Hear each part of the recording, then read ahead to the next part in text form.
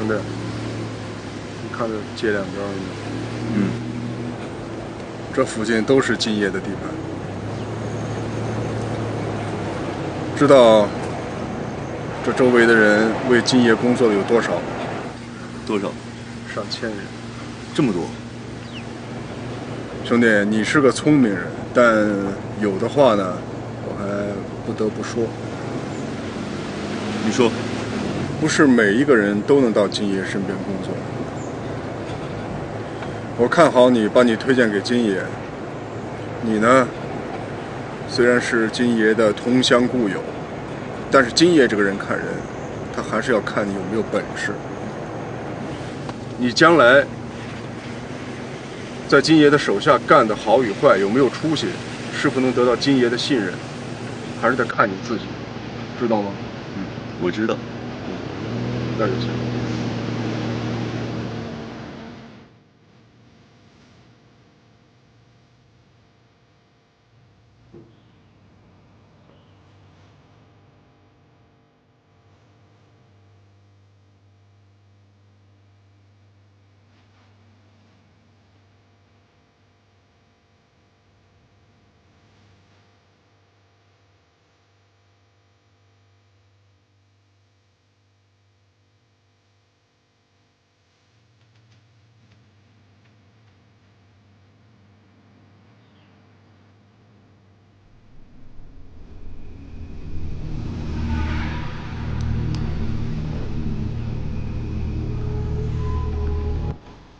陪我出去走走。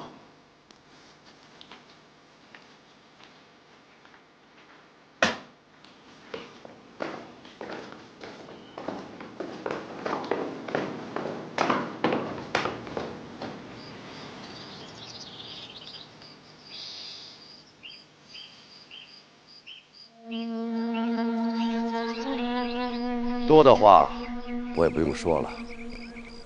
天宇啊，你和我在我的岳父和妻子灵位前上了香，从此以后，我们就是生死与共的兄弟了。整个缅甸，金爷带他上过香的人屈指可数。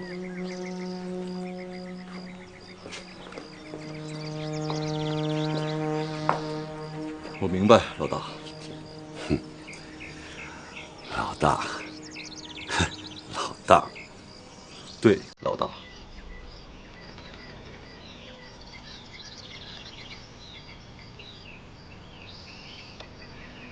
你是个懂事的孩子。多谢老大夸奖。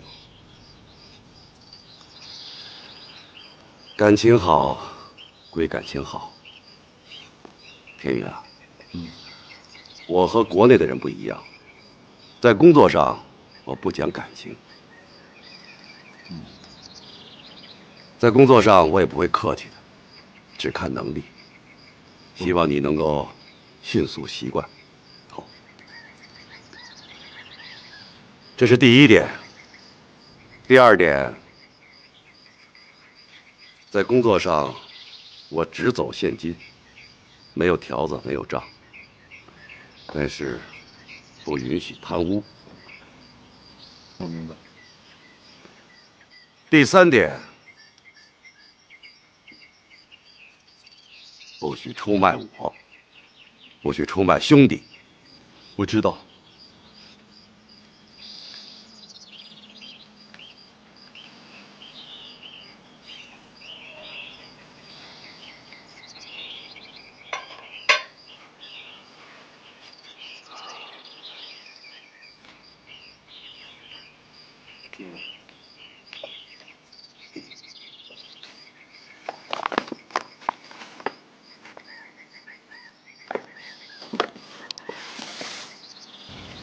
这是你的安家费。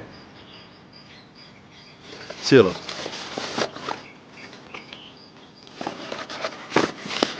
这是你接的第一个任务的费用。任务3天之内要搞到3辆一模一样的货车，改造水箱做夹层，我们要装白粉。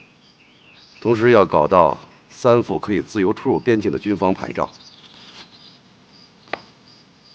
我知道这很不容易，本来呢应该给你多些时间，可是时间紧，而且我想，这是你入我的门来，也算是我对你的能力的考验，看你有多大本事，在我这儿做多大的事。你能接吗？我试试吧。在我这儿工作，只有接和不接，没有试试。好，我明白。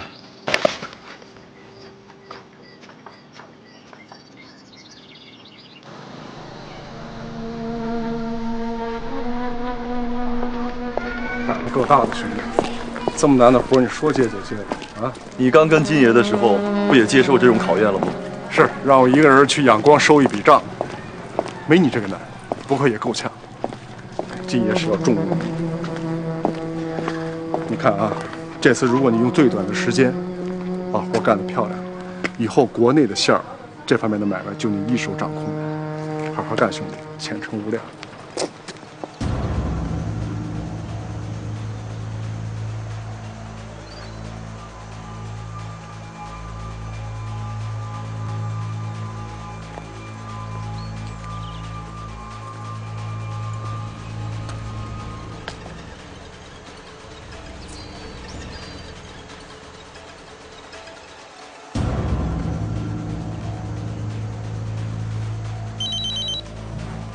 喂，是我，情况怎么样？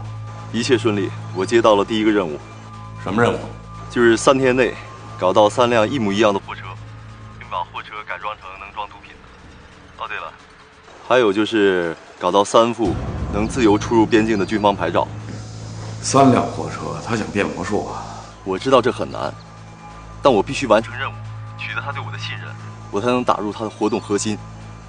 我现在知道金小杰以什么方式运毒了，那我们下一步怎么办？按他说的办，车你通过正常途径去找。那牌照呢？牌照的事有点麻烦，你不用管，我这边来办。好，那时间来得及吧？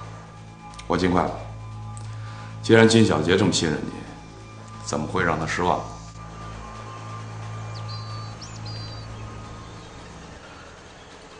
我们的卧底已经成功打入金小杰内部，从现在开始，会一步步进入金小杰的贩毒网络。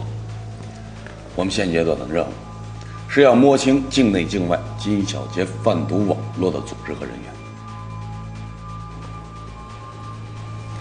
在初期，我们的战略是无为而治。无为而治？对，放开手，让他去行动。我们做一个观察者。随着我们的卧底越来越深入他们的系统，我们就能够把整个网络弄清楚，然后再进行收尾。难道我们任由他们买卖毒品，只在一边看？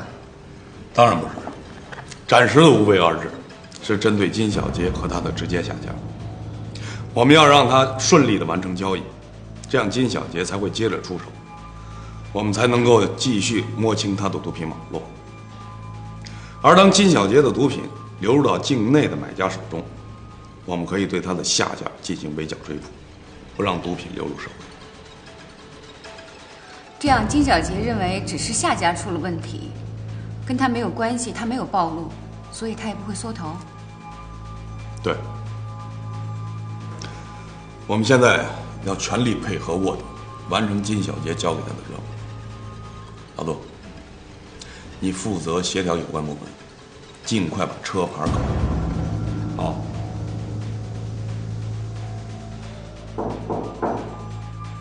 进来。